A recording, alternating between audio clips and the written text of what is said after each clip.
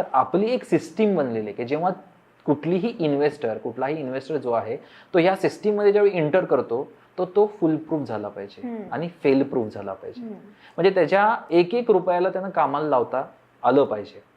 नाहीतर होतं काय की त्यांना जे काही पैसे कमवलेत हे दुसऱ्यांना तर श्रीमंत करण्यासाठी त्यांना यूज केलेलेच आहेत, पण त्याचबरोबर लॉसमध्ये सुद्धा पैसे, स्कॅममध्ये सुद्धा पैसे देऊन तो मोकळा झालेला असतो.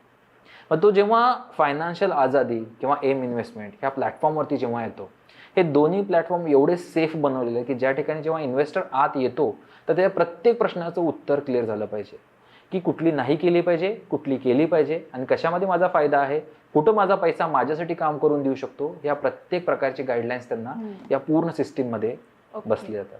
तर ही सिस्टीम जी आहे ही स्टेप बाय स्टेप जर्नी आहे. राईट. प्रत्येकाला काय वाटतं की क्विक रीच होतो, नाही, प्रत्येक स्टेज तुम्हाला क्रॅक करणं गरजेचं आहे.